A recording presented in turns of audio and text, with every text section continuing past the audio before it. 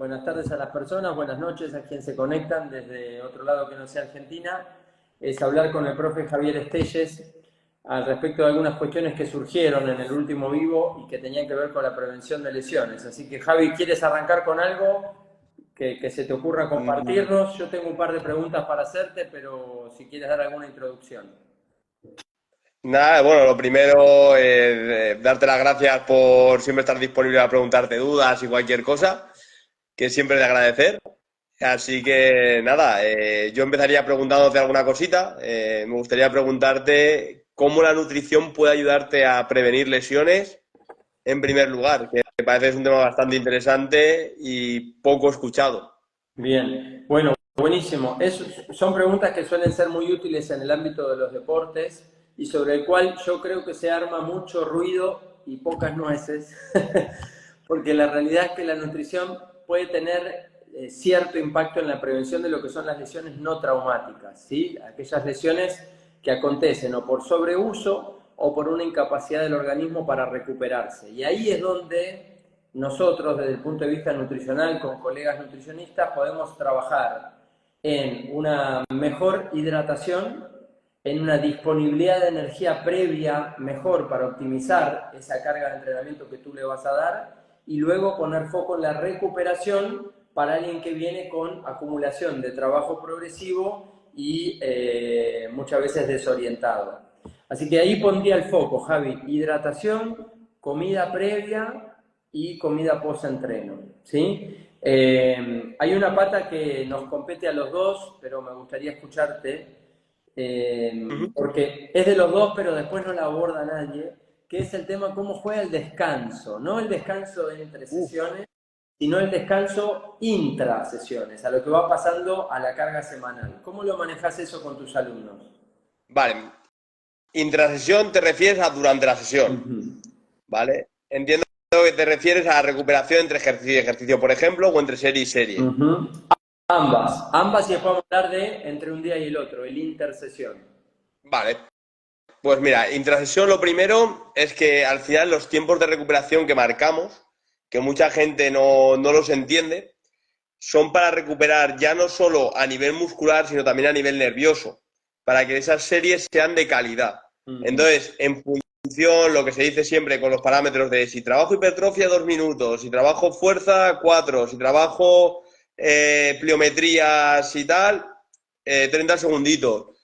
Ese tipo de descanso que deberíamos optimizar tanto a nivel intrasesión como a nivel de sesión a sesión, eh, ese descanso que normalmente la gente deja de respetar es fundamental para que la siguiente serie sea de calidad y sobre todo mantenerte lejos de ese fallo muscular que no es, en la mayoría de deportes, no es para nada aconsejable. Yo, por ejemplo, trabajo mucho con opositores, que es un ejemplo muy claro, que es que esa fatiga no me genere un estrés suficientemente grande como para llevarme a esa lesión. Uh No sé si lo -huh. he explicado bien. Sí, súper claro. Me queda una duda importante que lo escucho mucho y me gustaría que cuál es tu mirada. Cuando dicen entrenamiento de calidad, ¿qué es un entrenamiento de calidad, Javi? Vale, ahí depende un poquito de nuestra disciplina, ¿vale? Pero para mí, por mi tipo de público, un entrenamiento de calidad sería aquel entrenamiento que me dé un estímulo óptimo para seguir mejorando, Uh -huh. sin generarme esa fatiga o ese estrés demasiado grande como para generarme una lesión. Para mí eso sería un entrenamiento de calidad. Bien, bien. ¿Y vos tenés manera de medir en la práctica de la indicación de ejercicio cuando ese entrenamiento está perdiendo calidad, como decís? A corto plazo no, es decir, durante la sesión es muy difícil de calcularlo, pero durante un largo plazo de semana a semana o de mes en mes sí que lo podemos medir. A ver, y por intrasesión, si me estoy haciendo daño, el entrenamiento no es de calidad, Claro. ¿vale? Eso está claro. Pero luego, al final yo voy a ir incrementándote las cargas, voy a trabajar con la recuperación. Si esas cargas llega un momento en el que empiezan a bajar, no son sostenibles, se pueden deber a diversos factores, pero el entrenamiento no está siendo óptimo. Por Mm, ejemplo, si estoy en un recorte de peso, que eso al final tú lo sabrás mejor, las cargas pueden llegar a disminuir si el descenso del peso es muy agresivo. Si, por ejemplo, en el tema de los luchadores que tú tocas mucho, si recorto 10 kilos, es muy fácil que esas cargas bajen. Mi trabajo en ese periodo no sería mejorarlas, pero sí que sería intentar que se mantengan estables. Bien. Para generar un entrenamiento de calidad. Entonces, también, ahora te lanzo yo una pregunta a ti. En cuanto al recorte de peso, ¿qué tendríamos que tener en cuenta como entrenadores para no llegar a lesionarnos? Porque entiendo que en ese momento el papel principal va a ser el tuyo. Sí, no, pero ahí el tapering, la supercompensación que generes con una carga adecuada será importante también. De hecho, es uno de los puntos que muchas veces en deporte de combate nos pasa porque los chicos y las chicas concentran el esfuerzo final en hacer el ajuste para el peso, estando en situaciones de déficit energético muy grande y de cuadros de deshidratación ya moderados. Y fíjate que estos son dos de los tres aspectos que dijimos que hacen a la prevención de lesiones en deporte: la hidratación y la comida previa. Ir con estados de hipohidratación y con déficit energético, es decir, comiendo menos de lo que la persona necesita, el riesgo orgánico de generar lesiones no traumáticas es mayor. Así que el gran tema, Javi, es el planificar con más tiempo un descenso de peso o rever con el profesor, el entrenador, si el peso al cual ese atleta quiere ir, hombre o mujer, es realmente un peso accesible o es una locura, digamos, ¿no? Yo creo que esa segunda estrategia me parece bastante más óptima. Al final, hacer un recorte de 10, 12 kilos, que vemos tanto costumbre en ver en profesionales, Sí, creo que es muy agresivo para casi cualquier persona, aun siendo profesional. sí, sí, es verdad. Y más lo haces por día. Las redes venden que un atleta de UFC o un boxeador profesional lo puede hacer y entonces vienen chicos o chicas a la consulta con aspiraciones competitivas pero que no son profesionales queriendo simular la adversidad de esas metodologías de descenso. Bueno, y ahí empiezan todas las discusiones, digamos, ¿no? Discusiones filosóficas, porque el riesgo para el organismo es muy alto, no solo en lo agudo de una lesión aguda, sino de desarrollar enfermedades o vinculaciones asociadas con los trastornos alimentarios a futuro, ¿no? Corrígeme si me equivoco, pero al final uno de los principales riesgos de la deshidratación que se utiliza para los recortes de peso es a nivel tendinoso, ¿no? Entre otras cosas. Pero músculo esquelético también, porque al haber una incapacidad energética, producto del déficit, los procesos de contracción-relajación dejan de ser eficientes y al estar el estado de hidratación afectando el estado hídrico del organismo, la contracción-relajación, los puentes de actinomiosina ya no se generan de la misma manera, o sea que el riesgo de contracturas, de calambres, de desgarros, de microdesgarros, productos de una mala bajada, se aumentan. Enganchando con eso, Javi, yo tenía anotado que quería preguntarte, si tenés a alguien lesionado, ¿qué haces? Es decir, ¿por dónde vas con la prescripción de ejercicio con alguien que está lesionado de este tipo de lesiones no traumáticas que decimos, ¿no? Nosotros, lo primero, siempre pedimos una valoración de un fisio, ¿vale? Entonces, una vez el fisio ya nos dice que podemos trabajar con él, la forma de trabajar siempre va a ser reducción de cargas, además de maneras grandes, un salto grande, es decir, por ejemplo, pongo un ejemplo claro, si yo tengo un atleta que está moviéndome 100 kilos en una sentadilla y estamos en un déficit calórico, con algún problema, con alguna lesión a nivel cuádriceps, lo primero que voy a hacer es o quitarte el ejercicio o bajarte las cargas a más de un 50%. Luego, otra opción muy buena es el trabajo de isometrías, para empezar a meter algo de carga sin meterle movimiento. Al final la isometría tiene un efecto antiinflamatorio y puede ser una buena estrategia. Y luego todo el trabajo correctivo que acompañe esa recuperación. Al principio, sobre todo, esa ganancia de rango de movimiento, esa recuperación de actividad progresiva y, sobre todo, ahí sí que la alimentación habría que controlarla para diversas cosas. No coger peso, no no llevar a deshidratación el cuerpo o a niveles de fatiga por falta de nutrientes. Todo, controlando todo eso, poco a poco volverá a retomar esa actividad normal, volver a cargar, volver a prepararlo todo. Sí, sí. Bueno, acá Melina, que ya la tenemos, que es una abonada, gracias por sumarte, plantea esta problemática de lo que pasa en los deportes, en el mundo de los deportes de combate, ¿no, Javi? Que esto de la planificación con más tiempo, de un descenso lógico, consensuado con, bueno, con el equipo médico si hubiera, y con el profesor y entrenador, junto con el deportista, es central precisamente para que no pase esto, para evitarlo o por lo menos atenuar el riesgo que impacta, porque después de dar el peso hay que competir. Y muchas veces el atleta sacrifica mucho de su proceso de entrenamiento en el afán por entrar a una categoría por debajo, ¿no? Ahora, Javi, tirás unas consideraciones muy buenas de los trabajos isométricos, de disminuir la carga específica de las lesiones. ¿Qué haces cuando las lesiones empiezan a finalizar y ya los procesos de recuperación finalizan? ¿Por dónde empezás de vuelta, digamos, a poner la máquina en movimiento? Vale, en cuanto al trabajo de pesas, siempre empezamos eso, como ya hemos ido subiendo la carga progresivamente, para mí el trabajo se empieza a considerar finalizado cuando nuestras cargas ya están al 80 o 90% previo a la lesión o previo al problema. Okay. Es un proceso que no me gusta hacer rápido, intento dar pequeños saltitos de vez en cuando, pero siempre muy escalonados. Entonces, cuando yo ya tengo la persona al 80-90%, intento que vuelva a su último plan de trabajo con esas nuevas cargas e intentar que esas subidas sean semana a semana y un poco más seguidas. Okay. Intento que volvamos en cuestión de 2-3 meses a esas últimas cargas que nosotros ya éramos capaces de mover. Ok.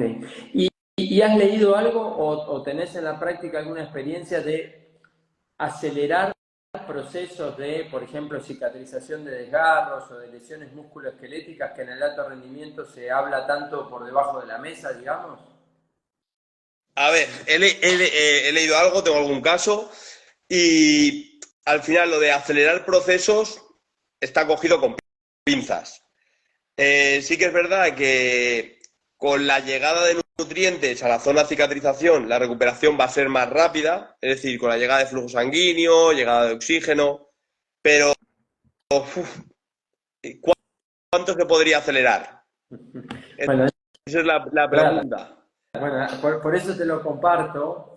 Digamos, bueno, yo estoy volviendo de la recuperación de la cirugía de ligamentos y haga, lo que me dijo el doctor es, lo primero, que la técnica quirúrgica haya sido adecuada. Segundo, que no te apures con el trabajo del kinesiólogo y del profe que te va progresando. Y tercero, dar los tiempos biológicos, que obviamente para cada lesión ya están estudiados y no se pueden acelerar, no se pueden modificar, digamos, ¿no? Un cruzado, si no me equivoco de cabeza, son 6 meses de cicatrización. Hagamos lo que hagamos, ese periodo no te lo va a quitar.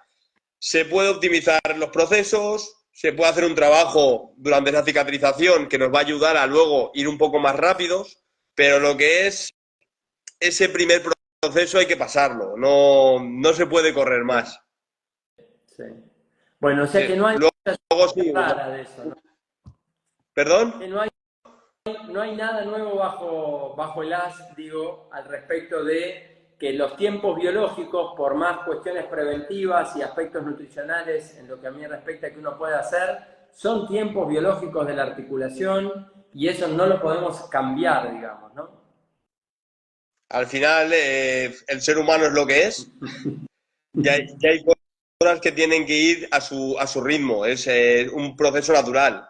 No podemos hacer más que la cirugía, esperar, que pase el tiempo y luego sí, optimizar ese proceso para que una vez ya esté cicatrizado, volver a mi entrenamiento natural lo antes posible. Lo antes posible.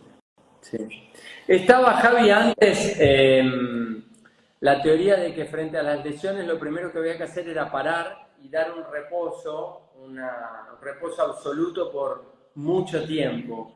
¿Cómo manejan hoy ustedes la parte de la rehabilitación en relación a este tipo de lesiones? Musculoesqueléticas, Vale. digo, ¿no?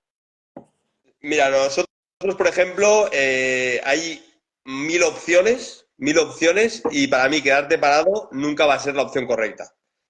Por ejemplo, si me lesiono el hombro derecho, puedo seguir trabajando todo el resto del cuerpo y todo el trabajo que yo le dé al brazo izquierdo. Hay un montón de estudios que dicen que va a darme un 30% menos de pérdida de fuerza que si no lo hiciera en el brazo que no puedo mover. Ujú. Luego hay trabajo de imaginería motora, hay trabajos miles que nos pueden ayudar a que el rango de movimiento no disminuya, a que la fuerza no se pierda tanta y sobre todo que mi recuperación luego sea bastante más óptima. Y luego, como todo, para mí una cosa muy importante, sobre todo cuando trabajo con deportistas, es que no me pase lo de, no, yo pesaba 70 kilos, me lesioné la rodilla y ahora peso 150. Revertir eso sí que es un problema. Sí, Ya no por nada, sino porque ya no va a ser solo el problema que yo tuviera en la rodilla, sino que luego mi rodilla tiene que aprender a caminar con un peso superior al mío. sí. Ese es uno Entonces, de los temas en el cual nosotros en nutrición tenemos que trabajar mucho, ¿no? Pensando que una variable de gasto en alguien que tiene una dedicación de 3 4 horas diarias es muy alta y que por más que quiera esa intensidad y ese tipo de estímulo va a bajar por un tiempo. Por lo tanto, el principal concepto es, y bueno, es una de las tareas nuestras, ¿no? Es el control no solo de qué se come, sino de cuánto. Digamos, el manejo de, entre comillas, la porción o las cantidades de comida, porque no necesitamos bueno, no necesita el atleta tanto combustible si es que su desgaste está siendo menor, ¿no? Porque termina siendo contraproducente, como bien describías, lo del aumento de peso, ¿no? al final, por ejemplo, y corrígeme un poco, que es tu caso, tú, por ejemplo, eres judoka, ahora sigues haciendo tu rehabilitación, pero tu gasto calórico puede haber bajado tranquilamente un 20, un 30% solamente por no ir a hacer judo. Uh -huh. Y luego en el gimnasio tampoco vas a entrenar con la misma intensidad, es imposible. Claro, claro. ¿Sabes?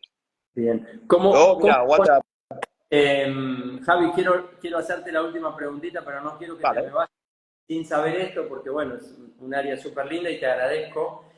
¿Cómo ponerle freno a ese atleta que quiere volver, a ese deportista o persona recreacional que quiere volver lo antes posible? ¿Cómo lo aguantás?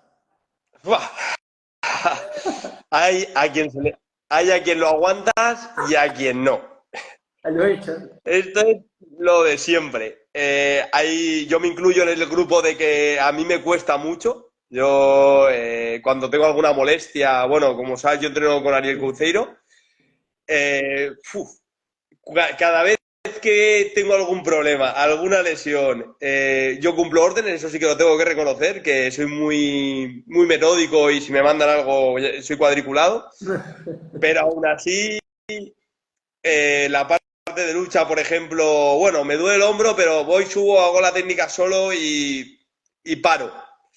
Bueno, eso pasa pocas veces. Depende mucho del tipo de atleta que tengas, intentar hacerlo entrar en razón, pero no siempre funciona. Yo digo, porque a veces que el deportista o la persona recreacional siga haciendo, obviamente adaptado, lo vincula desde otro lado, ya no desde lo netamente energético, sino desde lo grupal, o seguir pensando en cuestiones técnico-tácticas, o, bueno, compartir un momento divertido y lúdico, de lo cual ese grupo también forma parte. Digo, eso también es re importante, ¿viste? Yo, por ejemplo, una de las cosas que veo que el fútbol hace bastante optimizadas es la parte de cuando tengo un atleta lesionado, obligarlo a ir al campo. Es decir, obligarlo a que no se desvincule del equipo, que no se desvincule de la actividad. Al final te va a mantener con la cabeza un poco ocupada, te va a hacer sentir que tampoco estás tan mal, aunque no hagas los entrenamientos de competición, aunque no gastes las mismas cargas que antes, aunque, por ejemplo, en el caso del fútbol, solo hagas 4 toquecitos de balón o 4 tonterías, te va a obligar a que te mantengas activo y sobre todo que la cabeza no le cueste tanto. Sí. Yo creo que esa estrategia es bastante óptima. En judo, por ejemplo, claro, tengo un ligamento cruzado, no puedo estar haciendo judo. pero igual hacer algo de trabajo de agarres, una vez ya puedo empezar a mover la rodilla, sin barrido, puede ayudarte a que la cabeza funcione. Y hacer la recuperación igual cerca del equipo puede ayudarte bastante a que sea menos pesado el proceso. Claro, claro. Bueno, cortito y al pie fue, me has ayudado un montonazo yo le digo poner los patitos en fila, que es organizar aquellas cosas que tenía agarradas. No sé si te quedó Yo te algo. quiero lanzar una pregunta. Si me permites, Walter, te quiero lanzar una preguntita más. Y es que, bueno, aquí ahora justo han sido las fiestas de Valencia. ¿Cómo influye el consumo de alcohol a nivel lesiones? Oh, me mataste. No estudié para eso, pero, pero lo que sí debería decirte es que una persona que metió una ingesta muy alta de alcohol, el principal elemento que va a trabajar en la reparación bueno, de esas calorías vacías y de ese daño al hígado es todo lo que es el aparato gastrointestinal mediado obviamente por el hígado, el comandante, el 5 de la cancha. Por lo tanto, es fundamental que post borrachera reforcemos primero la ingesta de líquidos fuertemente, de agua preferentemente, y luego disminuir lo máximo posible los alimentos que más irritan a un hígado, que son fundamentalmente alimentos ultraprocesados y muy altos en grasas saturadas y grasas trans.